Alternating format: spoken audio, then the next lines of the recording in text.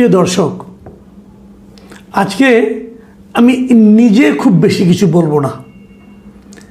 জাতীয় সংসদে আজকে বীর মুক্তিযোদ্ধা অ্যাডভোকেট ফজলুর রহমান সাহেব যে কথা বলেছেন, আমি সেই কথাগুলি আরেকবার উচ্চারণ করতে চাই। আজকে আমি সংসদে ওনার বক্তৃতাটা শুনলাম, প্রায় 15 মিনিট উনি বক্তব্য দেওয়ার কথা, ওনাকে সময় দেওয়া হয়েছিল। মাঝখানে একটু ঝামেলা হয়েছিল, হইচই হয়েছিল, থেমেছিলেন কিছুক্ষণ, পরে উনি আবার বক্তব্য দিয়েছেন। সব মিলে 15 মিনিটে একটু বেশি হয়তো হবে। কিন্তু উনি যে কথাগুলি বলেছিলেন, আমার কাছে এতদিন ধরে মনে হচ্ছিল এই কথাগুলি বলা দরকার। অ্যাডভোকেট ফজলুর রহমান বিভিন্ন সময় কিন্তু বলেছেন মাঝখানে, কিন্তু জাতীয় সংসদে যখন উনি দাঁড়িয়ে কথাগুলি বলেন, তখন সেই কথাগুলোর অন্যরকম একটা গুরুত্ব চলে আসে। এবং অ্যাডভোকেট ফজলুর রহমান সাহেব কী বলেছেন, উনি কিন্তু মুক্তিযুদ্ধ নিয়ে কথা বলেছেন।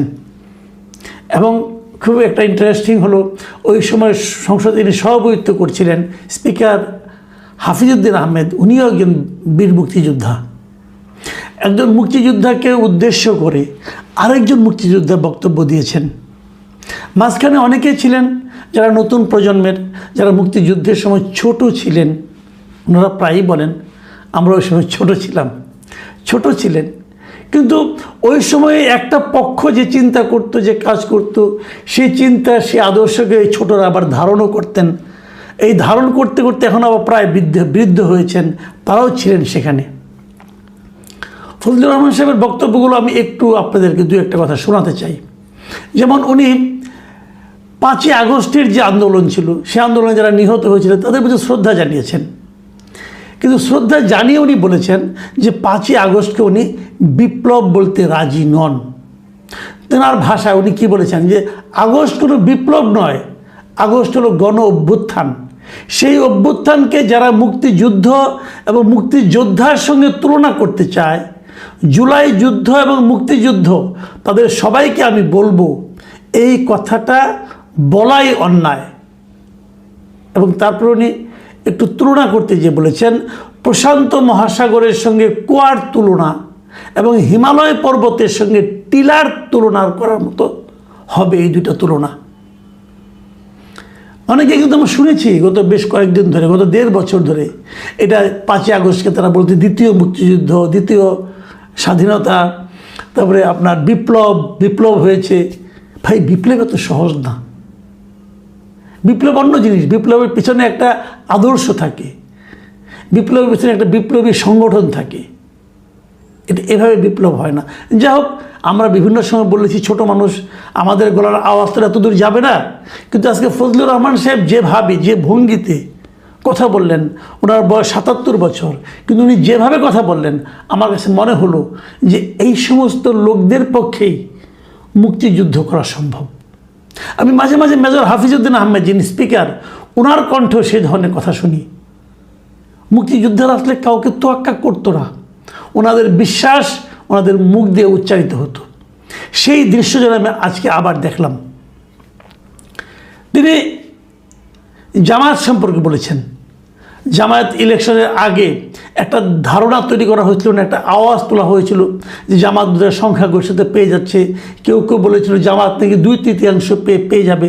তখন ওই ফজলুর রহমান সাহেব কিন্তু বারবার বলেছেন, আমার অনুষ্ঠানে অনেকবার বলেছেন, এবং সেই কথাটা উনি আবার উচ্চারণ করেছেন। তিনি বলছেন, আজকে যেটা বললেন আমি পড়ে শোনাচ্ছি আপনাদের, যে আমি হতভাগা ফজলুর রহমান বলেছিলাম জামাত জোট যদি মেজরিটি পায় তাহলে আমি বিষ খাবো। এই কথাটা বলেছি, কথা সত্য। আমি বলে যাচ্ছি, এবং তারা কোনোদিন যুদ্ধে জয়লাভ করতে পারে না, রাজনৈতিক যুদ্ধে, কারণ তাদের পূর্বপুরুষ বাংলাদেশ চায় নাই। এবং তিনি আরও বলেছেন, যতদিন রয়্যাল বেঙ্গল টাইগার থাকবে মুক্তিযোদ্ধা জিতবে, রাজাকার কোনো দিন এদেশে জয়লাভ করতে পারবে না, আমি চ্যালেঞ্জ দিয়ে গেলাম। মানে উনি সেই চ্যালেঞ্জটা আবার দিলেন। কেন? এর পেছনে অন্তর্নিহিত কী শক্তিটা ওনার কাজ করেছে। আমিও কিন্তু সেটাই বলি, যে এই বাংলাদেশ নামটা আমরা যে কারণে পেয়েছি, যার মাধ্যমে পেয়েছি, যে মুক্তিযোদ্ধাদের মাধ্যমে পেয়েছি, সেই যুদ্ধটাকে আপনি, যে যুদ্ধের যে আদর্শ, সেই যুদ্ধের যে প্রেরণা, সেটাকে আপনি ছোট করে দেখতে পারবেন না। সেই প্রেরণা, সেই আদর্শ বারবার এই ভূখণ্ডে জয়লাভ করবে এবং এটাই স্বাভাবিক। মুখে অনেক অনেক কিছু করবে, অনেকের শাসন নিয়ে মানুষ বিরক্ত হবে, কিন্তু ভোট দেওয়ার সময় ওই প্রসঙ্গটা বড় হয়ে দেখা দেবে। সেটা হলো যে আমাদের উৎসটা কোথায়, আমরা কোথা থেকে এলাম, এই দেশটা কোথা থেকে এলো, এই পতাকা কোথা থেকে এলো। সেই প্রশ্নগুলো মানুষ যখন নিজেকে একবার করবে, তারা তখন ওই মুক্তিযুদ্ধে যারা বিরোধিতা করেছিল, যারা এই বাংলাদেশ চায়নি, তাদের পক্ষে ভোট দিতে পারবে না। ফজলুর রহমান সাহেব কিন্তু এই কথাটি বলেছেন।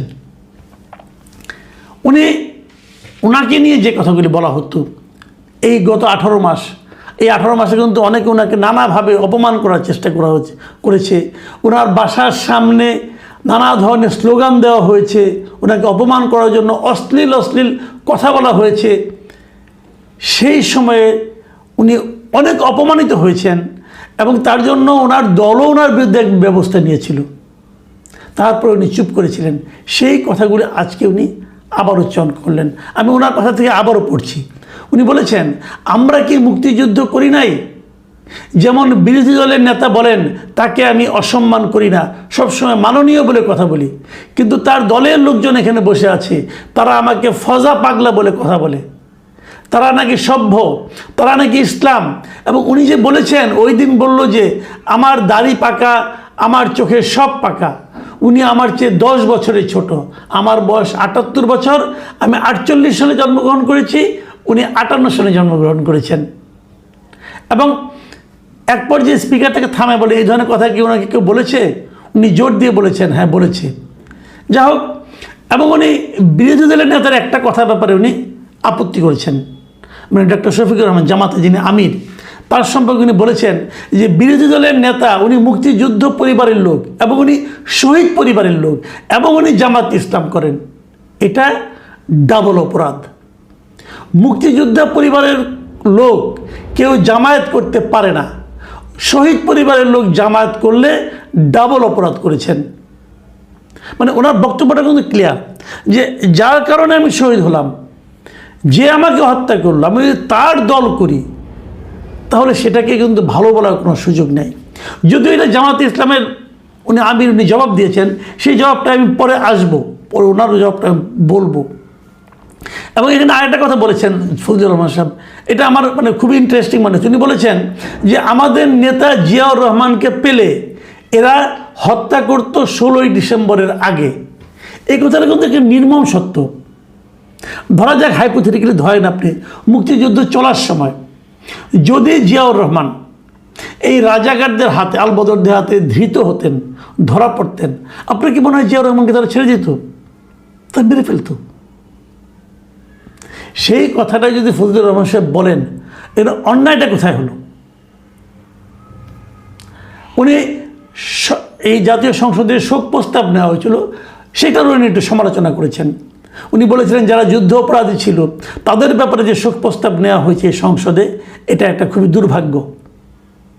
উনি এই শোক প্রস্তাবে যুদ্ধ অপরাধীদের ব্যাপারে শোক প্রস্তাব নেওয়াটা ভুল হয়েছে বলে উনি সংসদের সমালোচনা করেছেন।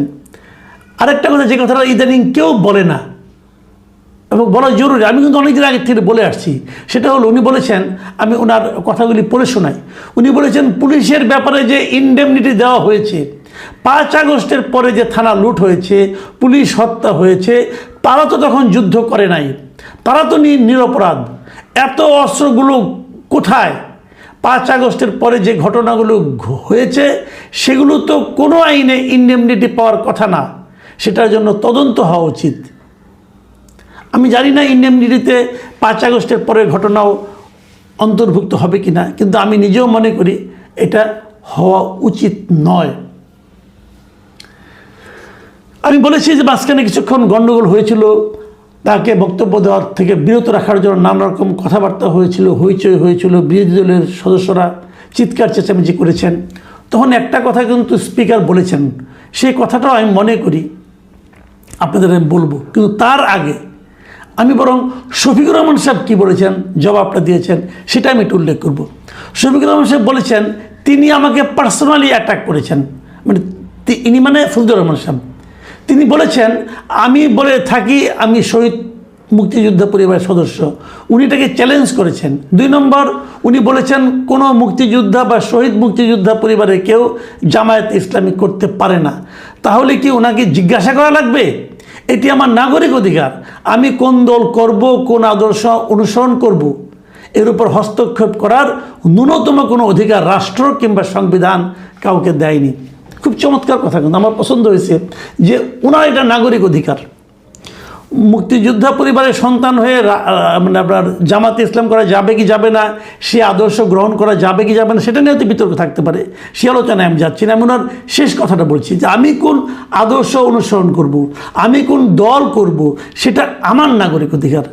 একদম চমৎকার কথা, এবং রাষ্ট্র এবং সংবিধান আমাকে অধিকার দিয়েছে। আমিও সেই কথাটাই বলি, কে কোন দল করবে তার নাগরিক অধিকার। সংবিধান আমাদেরকে সেই অধিকার দিয়েছে। সংবিধান মানুষকে বাক স্বাধীনতা দিয়েছে, সংবিধান মানুষকে দল করার স্বাধীনতা দিয়েছে। তাহলে ভাই আওয়ামী লীগকে নিষিদ্ধ করছেন কেন? আওয়ামী লীগের রাজনীতি নিষিদ্ধ করছেন কেন? ঠিক আছে, আওয়ামী লীগের বিচার করবেন, করেন বিচার, কিন্তু বিচার শেষ হওয়ার আগ পর্যন্ত আওয়ামী লীগ কোনো রাজনৈতিক কর্মকাণ্ড চালাতে পারবে না। এটা আপনি নিষিদ্ধ করছেন, সংবিধান লঙ্ঘন হচ্ছে না? তখন লঙ্ঘন হচ্ছে না ভাই? আমি জামাতকেও প্রশ্ন করছি, কারণ আপনারাই এটা উদ্যোগ ছিলেন, অন্তর্বর্তীকালীন সরকারের আমলে আপনারাই প্রথম এটাকে নিষিদ্ধ করার জন্য মাঠে নেমেছিলেন আপনাদের অনুসারী এই এনসিপি ছেলে মেয়েদের নিয়ে। কেন সংবিধান লঙ্ঘন হয় নাই? একজন লোকের অধিকার আওয়ামী লীগ করবে, সে আওয়ামী লীগের আদর্শকে অনুসরণ করতে চায়, কেন দিবেন না? আমি জানি না এই সমস্ত প্রশ্নের কোনো উত্তর আছে কিনা। আমি স্পিকারের বক্তব্যটা শেষ করতে চাই। যখন ওই হইচইগুলি হচ্ছিল, স্পিকার একটা কথা বলেছেন যে মাননীয় সদস্যবৃন্দ, সারা জাতি দেখছে, লাইভ টেলিকাস্ট হচ্ছে, আমি প্রতিদিনই বলি যে রুলস অফ প্রসিডিউর বইটা একটু পড়েন।